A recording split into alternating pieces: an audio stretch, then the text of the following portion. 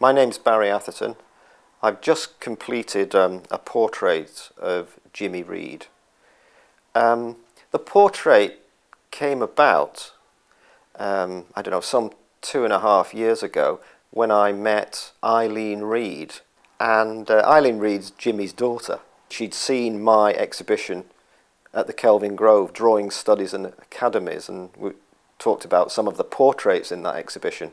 And it came round, then to the idea of doing a portrait of Jimmy, because she was saying he was coming up to his 75th birthday. And I immediately, responded to that because, well, Jimmy's such an exciting character. It was an opportunity to do not just a portrait, but to do a history painting.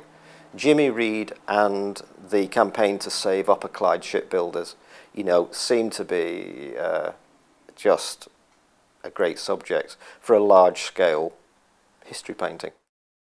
We either win this one, and as we say in our leaflet, defeat is unthinkable because it's back to the 30s. As if we lose, or we win it, and we reverse the whole trend and put the working class on the offensive, and I know that. They will never get us out of these yards.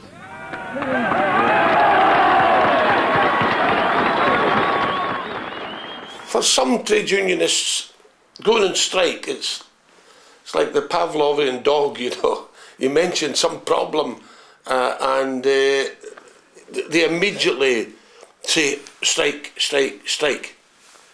Now, there's nothing wrong with going on strike. It's a very precious right that workers must enjoy. But the truth of the matter is that if we'd gone on strike, they'd have just put the padlocks on the gates.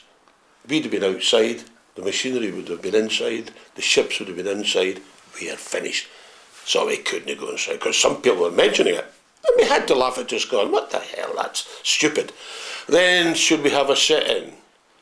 Because there's been sit-in strikes before in Britain and in continental Europe, but it seemed not to respond to the crisis that confronted us. This was a crisis in which possibly 10,000 jobs within the industry, but then shipbuilding is an assembly. There's all sorts of jobs created outside and so on. There's communities dependent on it. So this was a major social crisis for Glasgow and the west of Scotland. So what form of struggle? And then the idea was projected. Why don't we take over the yards and just continue working?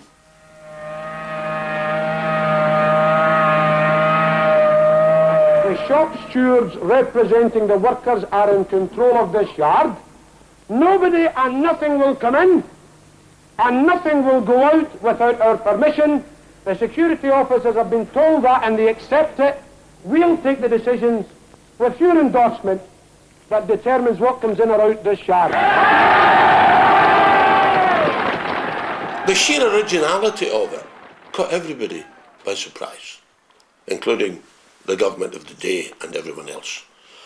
And then it required us to, what happens if people get paid off by the liquidator, as he would have to do in honouring his legal remit. So we said, well, they'll come back to their work on Monday. How do we pay them? We'll levy ourselves and we'll ask other workers. And the money poured in. We're not going to be hungry. We'll fight when we're in the yards and in the factories, and not when we're in the dole queues. We refuse to accept a philosophy that says that economics control men. Men must and shall control economics.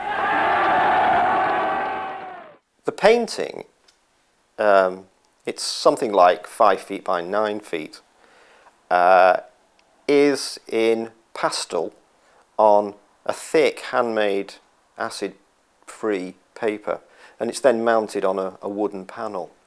It's quite an unusual technique, but it's actually a very, very versatile medium to use.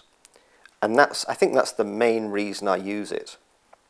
It means that I can make changes, modifications to things in the painting by laminating in new sheets of paper. And I can change the overall proportions of the rectangle of the picture by adding on the top or the bottom or the sides.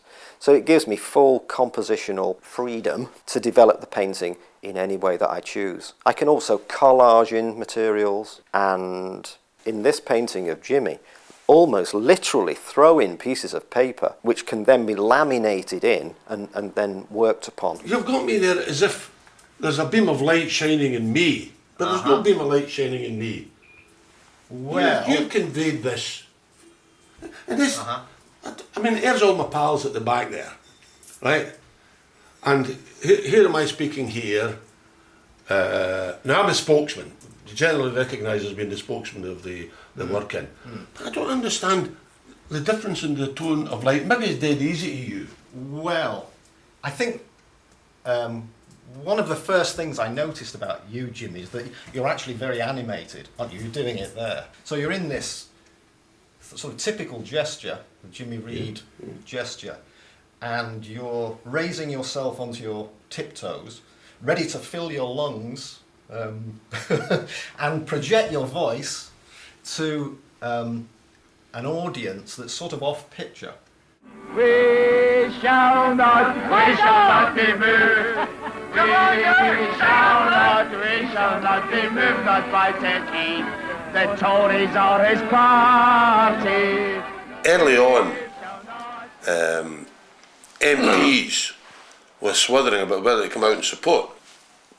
But Tony Benn support right away. First week, first days almost. Yeah.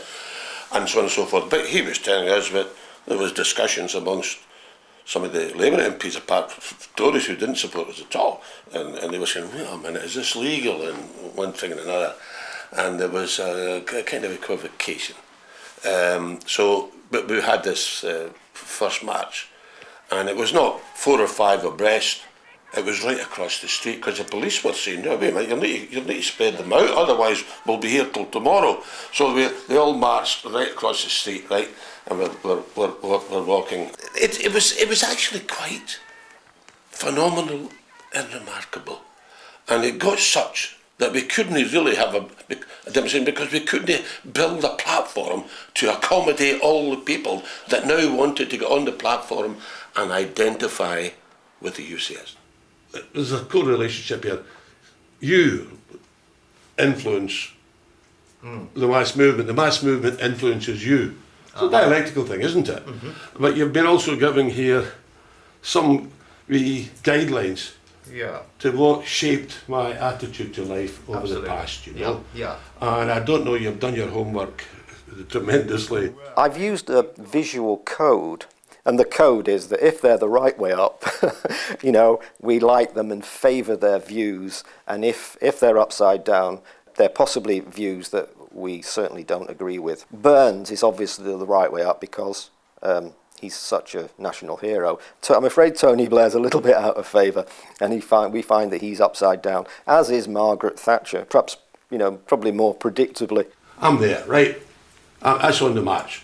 I'm here. Now look at the difference there, right? Yeah. Now we go through them all here.